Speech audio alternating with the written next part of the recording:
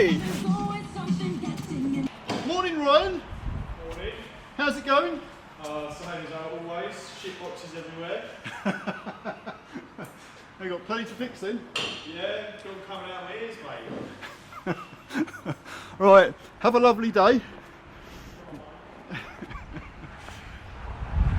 Right, flipping heck. I tell you what, it's Monday. I'm going to get that taxi done today. I will say, however, if it doesn't work out and all turns to shit, I will be going home with the ump. If it does work out, it'll be party on. Right, let's go and see Miss Monica. Say hello before we start work. Well, good morning, Miss Monica. Oh, hang on. You know, we really ought to try and work out how to use auto exposure. There, how are you? I'm good, thank you. It's Monday morning. Okay. Yeah, I just want to come here and say hello before I go down there, because you know what we've got to do today? We've got to fix that bloody taxi. I've just noted to the viewers, if the taxi blows up and all the work I've done is for nothing, I'm going home with the ump. But if it doesn't, it's going to be great. It's going to be party, party, party. I might even crack open a bottle of bubbly. You should do. Do you know something? Whenever I come in this office, I don't know what it is. It just gives me that 1980s Grand Theft Auto Vice City look. Really? Yeah, I remember the 1980s, Miss Money. Do you? By the way, you should know all about that anyway, because you are Gen Y, millennial. You were born between 1981 and 1996, somewhere between. I'm more closer to the 90. But you're still a millennial. Yeah, but it's too closer to 90. I don't understand all this alphabet soup. I'm a Gen X. Oh, That makes me a damn sight bloody older than you. Anyway, have a lovely day. And you. I'm going to get on. Good luck. If you don't hear from me again, I'm sulking. Okay. See you later. Bye. Bye. Well, good morning. We've got a Moto Kironic. I don't know, it's somebody's YouTube channel. He's Polish, so I can't pronounce it. He's asked for all the part numbers for all the gaskets and God knows what you need to use to do one of these timing chain jobs.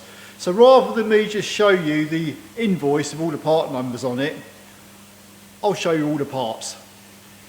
So let's see what we got. One timing chain tensioner. That's probably the best part of £50. I shan't bother with the prices because they can vary, you see. Nothing here is actually that expensive apart from the chain, which is about £100. That was the tensioner. That there is our chain. That's the best part of £100. You'll need a camshaft front oil seal. That is for the exhaust camshaft. You'll need another O-ring, which is for your high pressure fuel pump. You then have gasket for your vacuum pump. What else? This other gasket, this is for the cog unit, the high pressure pump bolts onto. And then you have this long gasket. This is the one that goes between the camshaft carrier and the cylinder head, in between your fuel injectors. And last but not least, you have like your rocker cover gasket, that whole frame assembly. Where's the part number? There. And don't forget, you're going to need some high temperature gasket sealant to go between your camshaft carrier and the cylinder head. Also, you'll probably need an engine water pump, cam belt kit and new fan belt. That's another £300 or £400 to add to the bill. Anyway, let's get going. Right then, Monday morning. I've got to try and wind myself up to get back into the rhythm of this. I've put the cam belt back on. I did actually put the cam belt and the new water pump back on it Friday. I'm just going to spin it over quick, make sure, well I know nothing's going to hit, but I'm going to spin the engine over quickly anyway by hand and make sure the timing marks line up again. Right, so I'm spinning this engine over by the crankshaft pulley, oh blimey, and that's actually about lined up now. So I have the pin locked in the flywheel, and that bolt there goes through that pulley into the back of the head, so that's all lined up perfectly fine. That's our cam belt timing done. Now all I've got to do is turn the sprocket round so that little, keep putting a shadow over there, so that the little hole is about 6 o'clock, then we can line up our pump timing. But I'll leave a link above so you can see how the pump timing's done as well. But just very briefly, I've got a mirror here. When the little hole in this camshaft sprocket is like, you get it around about the 6 o'clock position, in the mirror you can see there's a little hole behind the sprocket, goes into the cylinder head. You can put a little drill bit in there, but using the mirror you can actually see it line up, so that's really good enough, and you can put a pin in there just to check it for sure. At that point you can now fit your high pressure fuel pump, but you have to line the 2 dots up on the pump as well. I know I keep banging on about this, but on these high pressure pumps you've got a tiny little dot just there, and you've got another dot there on the casing. You need to line them up. If you don't do that, the pump will sort of like be out of balance, and it will send vibrations down the camshaft which can damage your cam belt and strip the teeth later on down the line. So it is best, if you can, to line these up before you refit this pump. Obviously you've got to set the camshaft sprocket in the correct position as well, that I've just shown you. Okay, that pump should just slot straight back in there. It's a little bit fiddly, one of the hoses at the back, but there we go. On the rocker cover there is a gasket. I will suggest replacing this if it's done a lot of miles, like most of these cars have done over 200,000, because if I can rip the bag open, come out. It's like a plastic casing, but it's got like rubber in it, and the rubber, believe me, that rubber will go brittle after time with the heat of the engine. So I'd change this if you ever have it off. So that will just pop on there. It's quite easy, it just clips on. All the bolts in this rocker cover, they're like captive, so once you've undone them they won't fall out or nothing. So we'll pop this cover back on. There we go. Just so you know, the 4 injectors that come out of this engine, I always lay them down in order as they came out because they are coded to the ECU. There's also these 4 little dowels which you don't want to miss, because the actual injector clamps sit on them and they quite easily come out of place, so you've got to be careful. Also what's worth checking is the copper washers. Make sure they're sort of like all in good condition and they're not like worn irregularly, because otherwise you're going to get gases blowing past them washers. But I'll give them all a little bit of a clean up. The holes that the injectors go into, I've actually cleaned them with like rag and a screwdriver, and they're all nice and clean down there, plus I've blown them out of an airline as well. But at the moment as we stand, the cam belt's on, timed up correctly. The high pressure fuel pump is now all bolted up into place. That's all timed up properly. There isn't anything else that's really technical, if you know what I mean. The rest of it is just a case of bolt it all back in, but put it all back together, connect all the wires back up. So that's what I'm going to do now, and then we're not far off turning the key and seeing if it works. Oh, and one last thing, the fuel rail with the pipes on it and everything, and the injectors, what I normally do, I'll get the injectors in but I'll leave them loose, I won't bolt them down. I'll get the fuel rail on and get all the pipes like sort of like onto the injectors, and I'll screw them on very loosely so everything's sort of like pretty much loose. Then I'll bolt the injectors down nice and tight, and then I'll do all the pipes up. Sometimes I have to loosen these ones off as well, so they all sort of like make a good fit again, because sometimes the actual olive joints sort of like don't line up properly. So if everything's loose, then you can sort of like line it all up and you're going to have a good seal. This bunch of fuel pipes and leak-off pipes, they're all attached to this like frame assembly. You don't have to take the pipes off it, basically. You can sort of like undo the little screws and take all the pipes off, the pump and everything, and leave them all on the assembly. And that'll all pop straight back on. So you see that whole assembly will literally just slot back on like that. Woohoo! We're getting there. You see all this wiring, this is actually rather quite easy because they all kind of like follow a route, like a pattern, so you can't really go wrong. The actual wiring will more or less fall into place next to the connector it has to connect onto. By the way, on this wiring loom, there are two connectors that both go onto these little vacuum units, that one there and that one there. The fuel filter goes where my hand is, and I've found you haven't got to remove the fuel filter to do this job, but I find it easier to take the filter assembly right out just to simply get these two wires disconnected because they're a right pain to get to.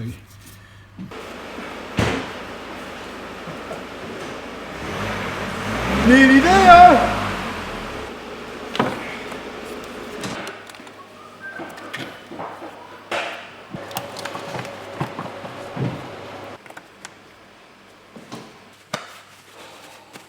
Wata! Okay, I have meticulously gone all around this engine to check that all the wiring and pipes and everything else is clipped up and strapped up, and all the Jubilee clips are done up nice and tight, the turbo hoses are on properly. Because I have in the past, like, you know, you always tend to leave one of the plug connectors off and then you get an engine code and you can't quite figure out what's wrong. But I'm sure everything is good. I haven't put any coolant in the engine because if the engine's no good, what's the point? But if it does start up and run fine, then I'll put the coolant in. The engine oil was changed about a couple thousand miles back, so I ain't going to change the oil because the engine might be knackered anyway. Plus I know that the oil pressure at the moment will get straight up to the top end. If the engine does run fine, then I'll give it another good oil change and another oil filter anyway. But I think that's it, we're ready to go. So this is it. Come on camera, start recording. That'll do. Right. What I shall do, I shall prime the system about 2 times. Oh, we've got a low tyre pressure warning light. That's the least of its bloody troubles. Okay, in 3, 2, 1.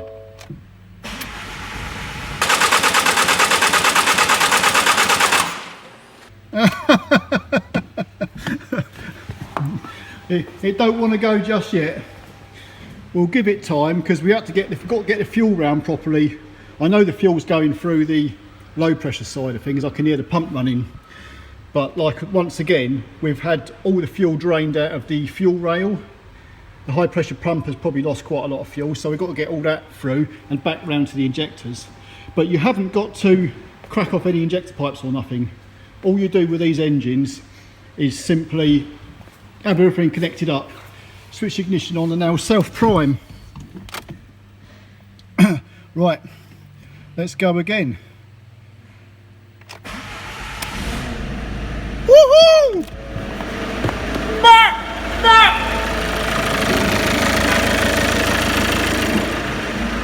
We got a bloody winner! It's going! It's bloody going! We got a runner! It sounds as sweet as a friggin' nut!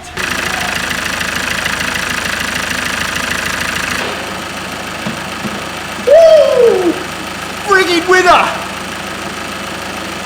Okay, we shall get the coolant in, 50% antifreeze, and then I'm going to run it up properly, get it all hot, and hopefully we'll have no oil leaks and no coolant leaks and everything will be great.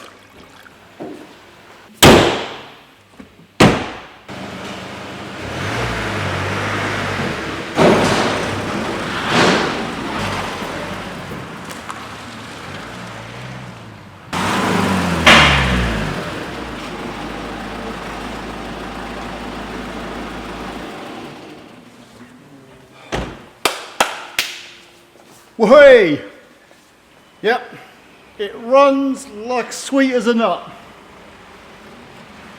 You know, it's been a constant procession of taxi drivers pulling in all bloody day. Headlight bulb, can have a tyre, brake pads are worn out. It's flipping, you can tell it's Monday. Anyway, I wasn't actually sure whether this engine was going to be okay because I never knew what it was running like before the bloody timing chain snapped. But luckily, taking that chance, just fitting the new chain kit and everything, was all worth it because the engine is absolutely perfect. It's actually quite a quiet engine compared to a lot of them. So I'm happy. It's been a good day. I think the best part about this video, was worth making this video, was the fact that that cog had span on the camshaft. That was just a little bit interesting. So I've never actually had that before. I've never actually had cam lobes. Some people left in the comments about the camshafts in these engines.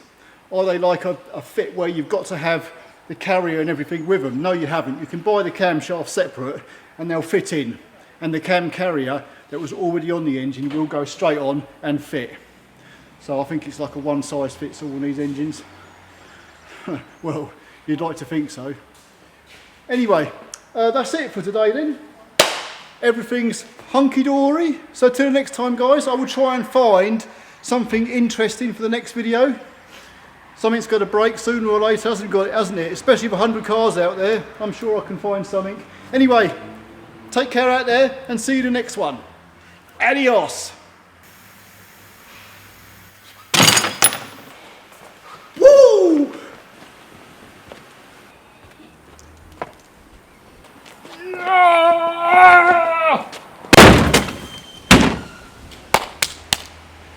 See ya!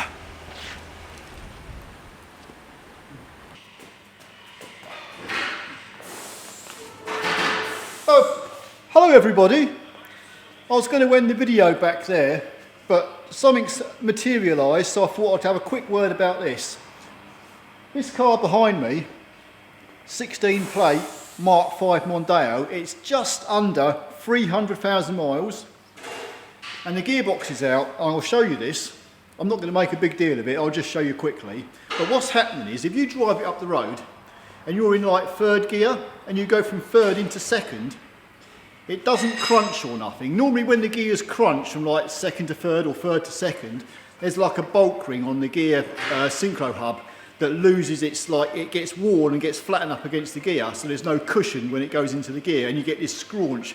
It's not doing that. It'll go from third and select second, but as soon as you let go of the gear lever, it will scraunch and jump back into neutral.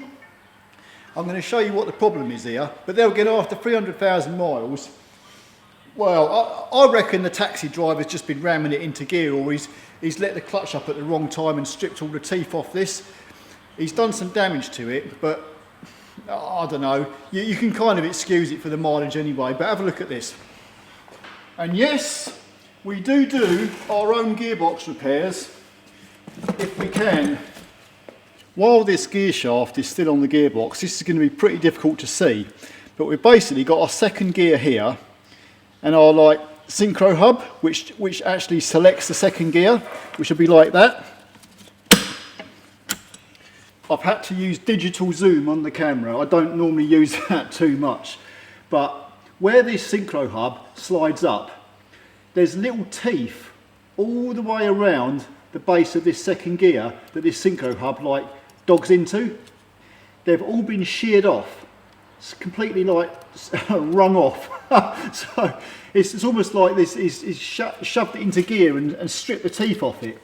When we get this gear chain out, I will take this off and compare it to the new one so you can exactly see how much damage this has done. One brand spanking new second gear. By the way, look at this box. It's like a woo! It opens up perfectly. Look at that. That's a bit of packaging in it. Right, let's get this out. Look at that. Woohoo! Let's have a good look at these little teeth compared to the old one. Okay, this brand new second gear here, what we're looking at are these little teeth just here. Let me just zoom in. There. Look at the depth of them teeth, because when your synchro hub engages, it engages onto all these teeth. Now let's compare that with the stripped one. Look at the state of them. See what I mean? When that synchro hub tries to engage in that gear, it's got nothing to hold on to. And because they're all like stripped off, it's just going to slide back off, and that's why it keeps jumping out of gear. Upon a little bit of a further investigation on this actual gear shaft, this here is first gear. First gear wasn't jumping out of gear, but if you know what I mean, this one is quite worn as well. So for the extra £100 odd for this, what this gear is going to cost, we're going to replace first gear as well. Actually, while I'm on it, this was first gear side of this synchro hub, which ain't great, but it's not that bad. If I turn it round,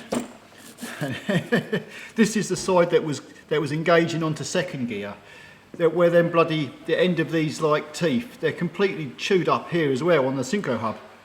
So we are replacing the whole synchro hub, but you can imagine them teeth are not going to sort of like dog onto the gear properly, are they?